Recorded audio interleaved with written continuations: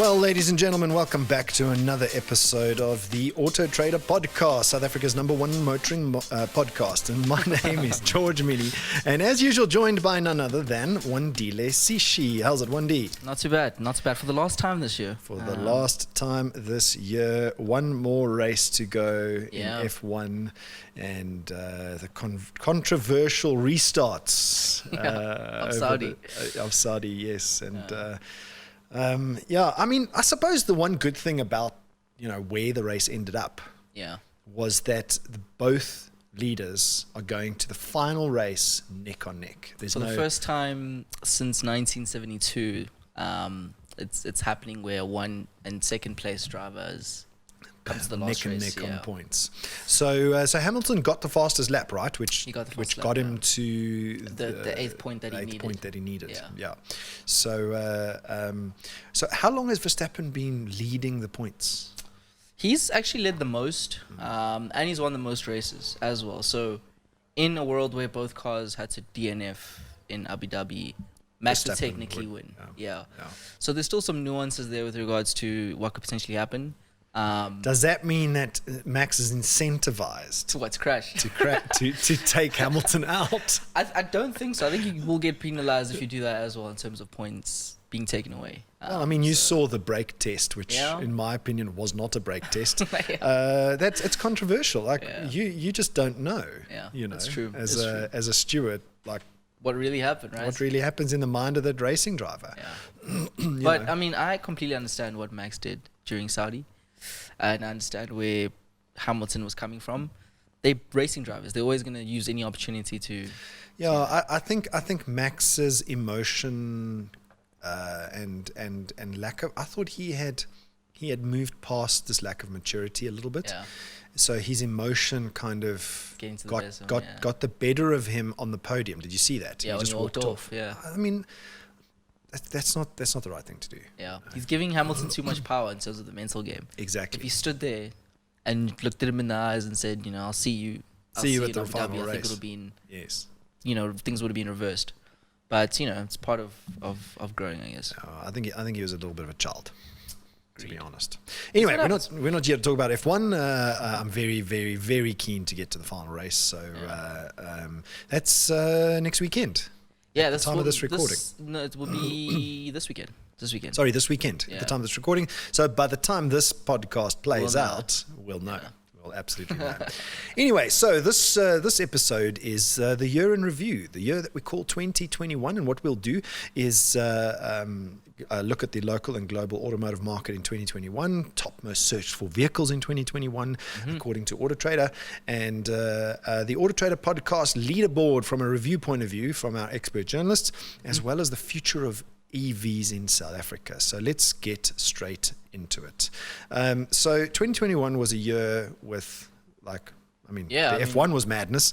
2021 was another year of madness in terms of, these aliens that have effectively landed. I mean, who knew that aliens were not going to come from outer space? No, they're going to come from, here, I guess, on Earth. Planet Earth. Yeah. So the global and automotive market seems to have bounced back, but there's some challenges still. And so let's take a look at sales. In the first quarter of 2021, you were telling me that 116,000 units sold, which is a just under a 1% decrease in sales compared to Q1 2020. Now, Q1 2020 did not contain lockdown. Last couple of days. I think it was the last 3 days of Q1. So we're really flat year on year, 2021 to 2020. So that 116,000 units obviously includes local sales as well as exports. So I did some digging into this. It turns out that this specific number is with regards to the domestic light vehicle sales. So it doesn't exclude exports as well as heavy vehicles. It doesn't include exports or any heavy vehicles in this. Commercial vehicles, but it's positive to see. I mean, it's positive to see that if you had to take just Q1 at least, things were already kind of bouncing back because we had full lockdown pretty much during the 2021 Q1. So I want to do some maths here. 116,000 units.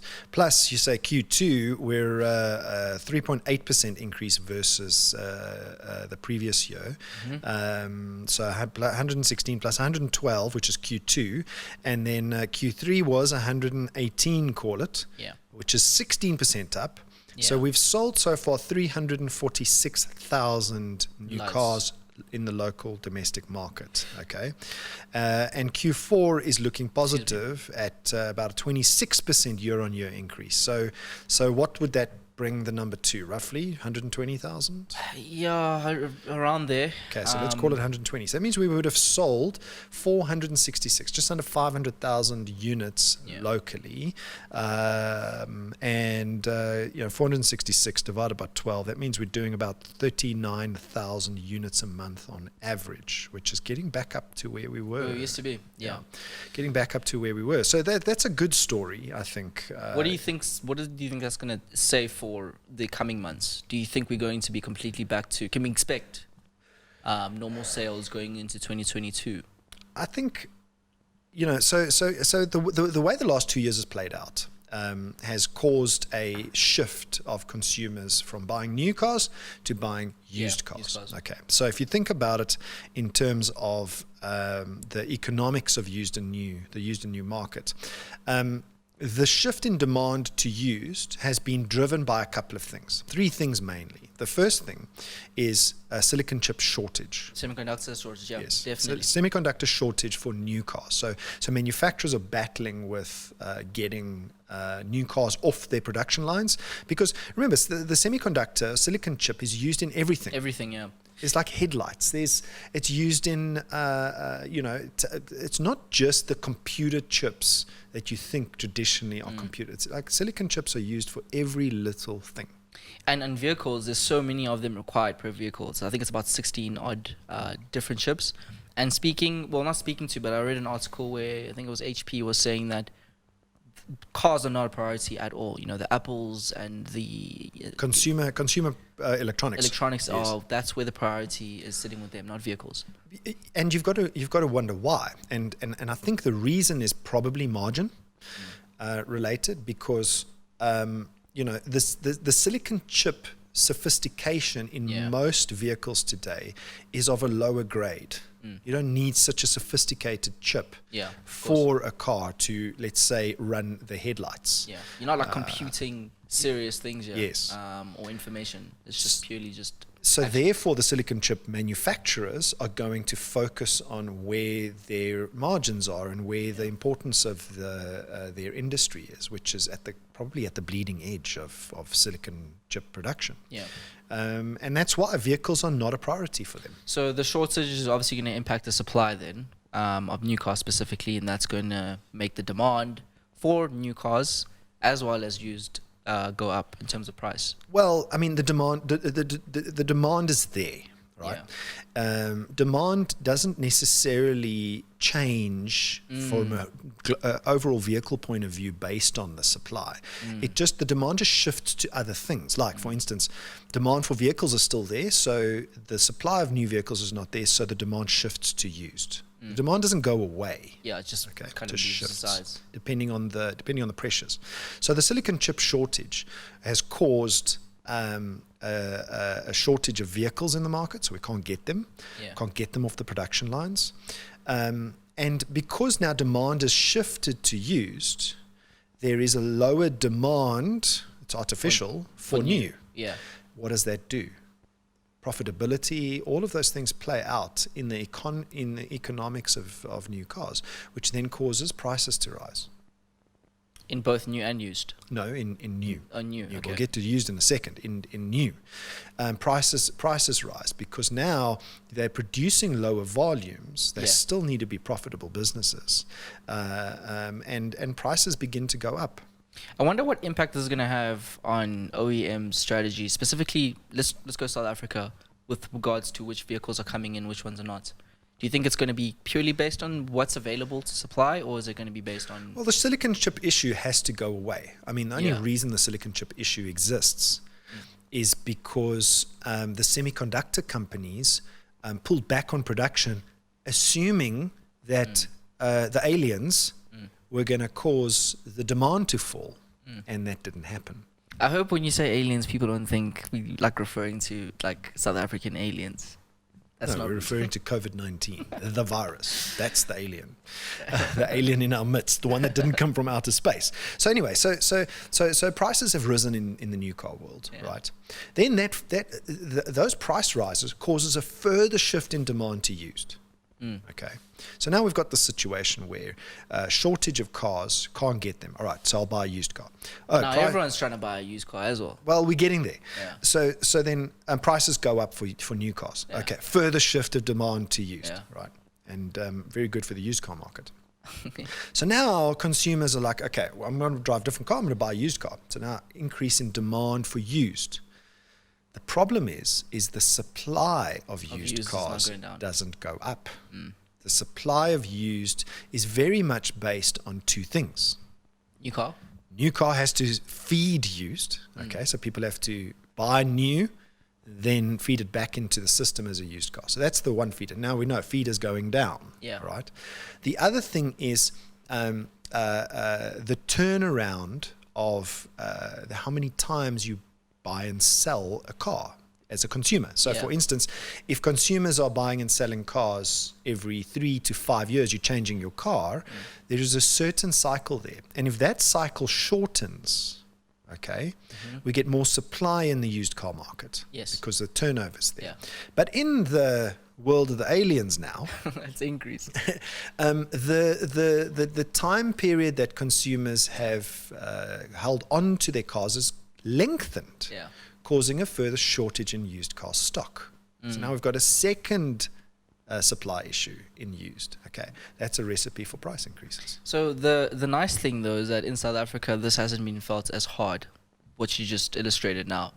In the UK, however, used car prices have completely shot up. Yeah. Because they depend a lot on, Africa and the rest of the world to actually supply their vehicles, and if they're also going through it, you'll see the Europe and the UK feeling a bit harder. So it's not doom and gloom for us as much as it is. We're a small market, so true. and I think that plays into our favor in this particular instance, because the UK and America are massive first world markets. Hundreds of thousands of cars get bought and sold there, much more than us. So I think their situation is exacerbated by volume. So the economies of scale there benefit them as well as hurt them. In scenarios where it's Yes. So you're absolutely right. So we've had this situation in 2021 where both new car has been hit, price increases, and then the resultant effect into used has caused prices to rise. Now, what percentage have prices risen over the last year? It's single digits in South Africa right now. I don't think it's going to get into double digit territory, just because things are getting a bit, I guess, calmer. Yeah. And I think the semiconductor shortage is not going to stick around for much longer. I do know that there's some, like in America, for instance, they have invested significant amounts of money in addressing exactly this in the form of new factories that are specified to produce only these chips. Yeah. So, I don't think it's going to happen for much longer. I think things are going to stabilize quite a bit. Well, I'm hoping 2022 is a very different year to 2021, and these aliens go back to where they came from. Let's talk about consumer shopping behavior in 2021. Yes, so you were saying before the show that Deloitte put out a automotive industry report, and part of this report speaks to a digitally led future state, which we call automotive digital retailing. Yes. I still think that the South African seller market, so the dealer market, is still not there when it comes to building automotive digital retailing platforms. Okay. Do you think they're incentivized to do so, and what sort of benefits do they get from doing that? Because they're still selling cars. Yeah, they're still selling cars, and they've digitized the manual process as a result of lockdowns and COVID-19. They've kind of been forced to now. Yes, they've been forced to do it. Yeah. But a lot of it is still using antiquated digital systems, if I could put it that way. So, for instance, using WhatsApp to an email and not really automating the automotive digital retailing process. There's some dealers that have automated that process. Digital contract signing, all that stuff. I think it's still very much fragmented. So you've got a digital contract that you need to sign, right? So it gets emailed to you, it gets WhatsApped to you, or the link gets WhatsApped to you. There's not like systems in place where you have a seamless sort of experience for the consumer. And operations doesn't have to invest so much time and money. So I think automotive digital retailing in South Africa is a little bit duct taped together. Yeah, it's kind of like I just learned this one trick. I'm gonna follow this one now. I'm gonna kind of like add this step. Yeah. Put this digital process in place. I'm going to use the phone. I'm going to use WhatsApp. I'm going to use email, which shows that the market is resilient and they're still selling cars. But I look forward to the future of real automotive digital retailing. Yeah. Where you digitize the process on the front end for the consumer in a way that doesn't require too much human intervention, too much moving or going in and out of different platforms, because I think that's the problem. Is you go into WhatsApp, you go into email, you go onto your website, you go into a back-end platform at your dealership. Yeah. Right? They're all digital processes. But you've got to kind of jump in and out of them all the time. In the topic of the changing consumer shopping behavior, this would essentially, do you think consumers had a better experience online because of this sort of transition? Well, I think they had a better experience with the dealer pushing the consumer down a digital route. Yeah. But in the background, the dealer's still dancing around. Yeah. Yeah, if that makes sense. It does completely.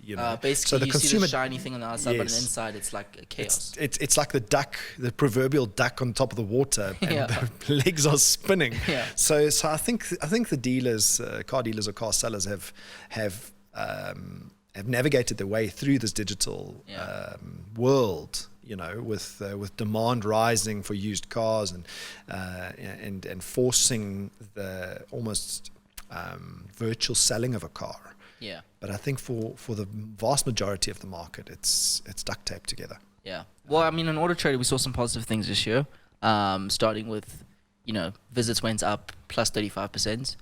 Really, really positive stuff. I was scared, honestly, coming into 2021 that we would not see the same numbers we saw in 2020. Well, I mean, we saw massive numbers in 2020. We're still seeing massive numbers in 2021. Exactly. So where's the top of this? It seems like, because now it's stabilized. Now it's like, okay, this is the new normal. Consumers want to shop online. Yeah. So that was really positive to see, that we kind of meeting the dealers halfway in terms of, people do want to, shop online. So give them what they want. Well, I mean, we saw numbers of 590 million searches up until the end of November now. Yeah, 590 million searches. I mean, that is just a staggering number. Yeah. So what were the top 10 most searched for models? Top 10 most searched for models, just as people searching one model.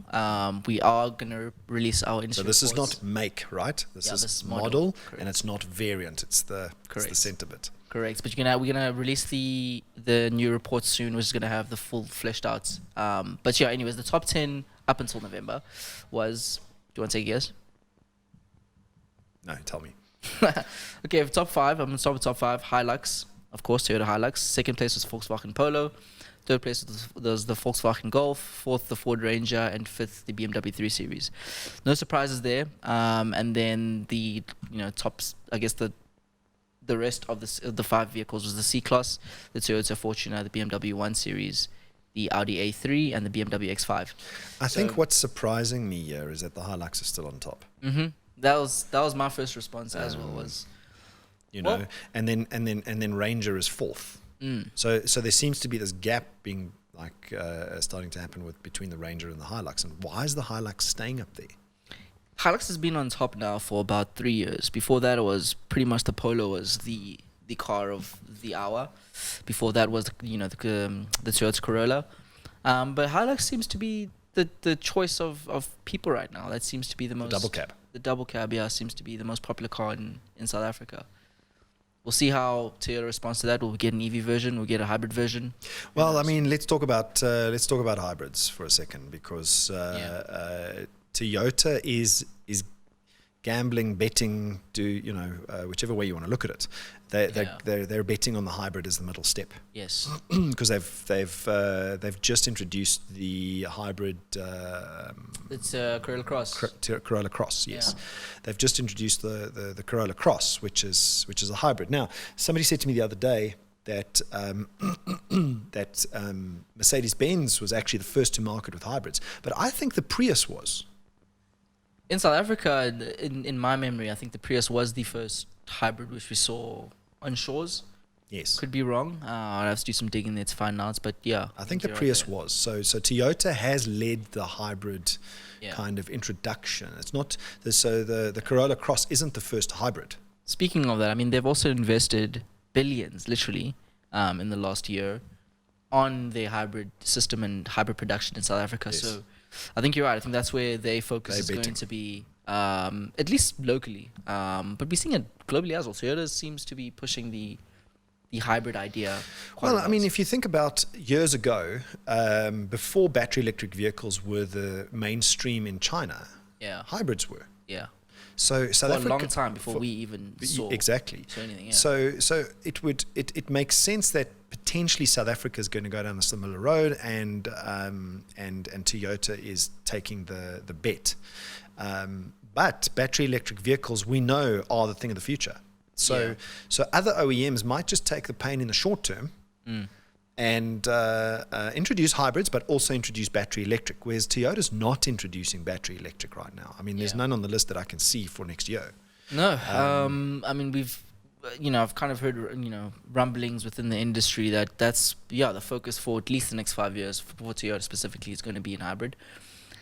When you think about it, it kind of makes sense. From a price point of view, we saw the Toyota Corolla Cross. It's less than the 500,000 Rand, which people want for EVs. Exactly. Or battery electric EVs, at least. Yeah. They're kind of meeting it halfway with hybrid tech. A lot lower than the 500K. Yeah. And a lot lower than the cheapest battery electric vehicle in South Africa. Exactly. So, I mean, but I mean, the battery electric vehicles that we do have on the road, which is the I-Pace. I mean, I drive an I-Pace. Yeah. The Mini Cooper SE, which is the cheapest one or most cost-effective one, at I think 650,000 Rand. Yeah. The Porsche Taycan, Nissan Leaf. Can't really count that because it's discontinued. Yeah. So that's 3.5. BMW i3. Yes. And then we've got the Volvo XC40 P8 Recharge, which is not on our roads yet, but you can buy it. You can place your order and buy it. But so that kind of is over the cusp of coming next year. And then next year, which cars are coming to market next year? So there's a few. Most notably is Audi e-tron, and I think a year later they're going to introduce the e-tron GT as well, which is the sportier sort of sedan coupe looking one. I'm very, very keen to drive the e-tron. Yeah. Given that I've been driving the I-Pace, very keen to drive the e-tron. Not a fan of just the e-tron sort of, hybrid crossover. I prefer the GT. I think that's what's going to sell really well, because I still think that this e-tron is still priced as well. It's going to be priced a lot higher than I would prefer. Okay. And then Mercedes is also going to be introducing the EQA, the EQB, the EQC, the EQS. All just before April 2022. So lots of cars coming from them. And then BMW is also going to be re-releasing the i3, introducing the iX3, the iX, and then the i4. So I hear that the BMW i3 is going to be discontinued. I think there's a new one coming in. So this current platform is being... I like the current one. I mean, I think it looks so futuristic. Imagine if, how good the next one's going to be. Exactly. I'm not a BMW spokesperson, by the way. Oh, you're a BMW fanboy. Come on. You're like, if you can drive anything with that BMW badge on, you probably would. Definitely.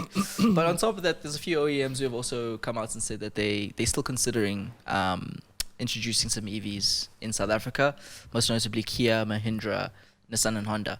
But they're just trying to see what's going on before they do that. So a lot of these are betting on hybrid technology. I mean, the one car that's not on this list, which does have a plug-in hybrid in the market, is Land Rover, the Range Rover. Correct. So there's a few. I know Land Rover's doing.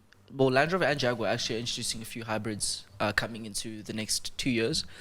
Which shows me that a lot of the OEMs are betting on the hybrids. Also bringing BEVs.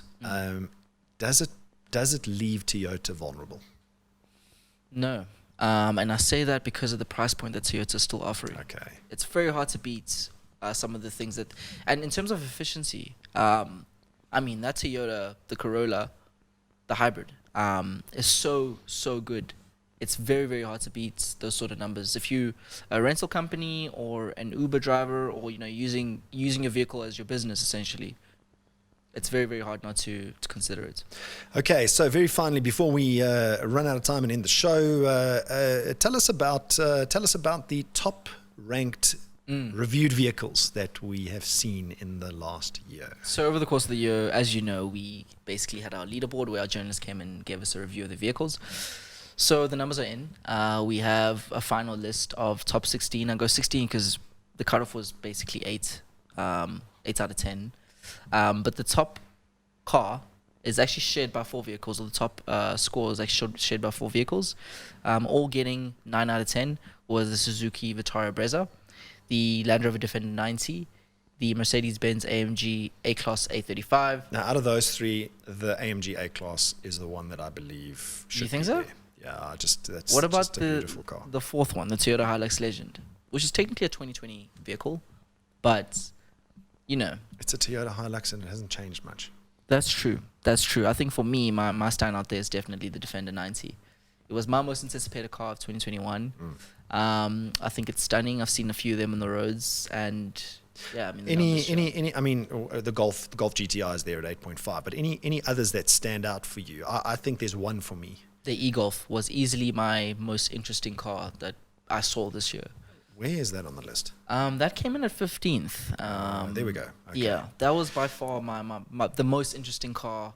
Well, it's the only EV on the list, right? There's also the Taycan at 13. 13. Oh, there's the Taycan. Yes. Yeah. Okay, so Taycan's at 13. All right. So e-Golf, retrofitted battery electric vehicle. I wasn't that impressed with it. I think the ID is gonna wipe the floor with for Golf. So is there any highlight cars? Let's do an ICE vehicle and EV vehicle this year. So the one thing that stood out for me that's on this list, and they are absolutely wiping the floor at the moment, is the Haval. Jolian has just popped up on these lists of searches, lists of reviewed vehicles, and I spoke to a dealer from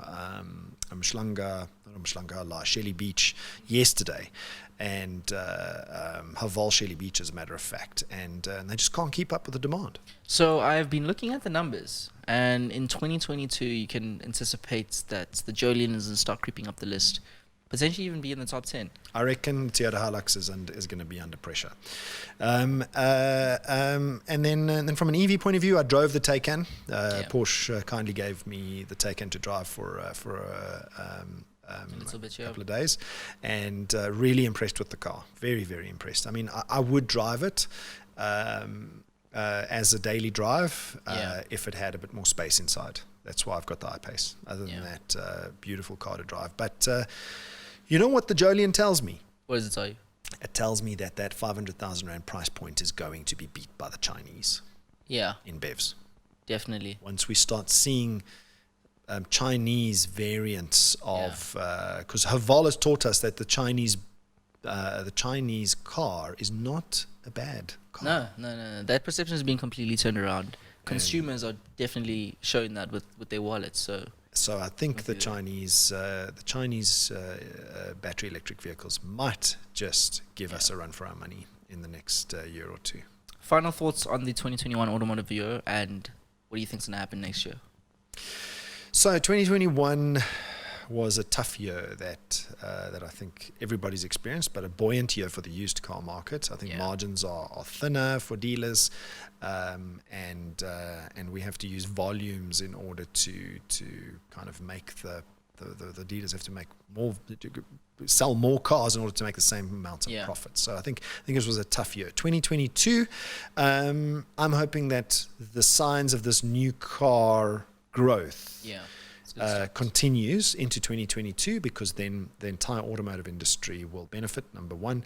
And number two, we need to start manufacturing more cars locally, yeah battery electric vehicles and hybrids. And Toyota's already on that path, and some of the other OEMs are already on that path. If that starts to happen next year and our new car sales numbers grow the way they are now, I think the automotive industry is going to be a safe place. Yeah. I think final thoughts for me is, I mean, I've seen just from an EV point of view, so many new cars are coming in South Africa.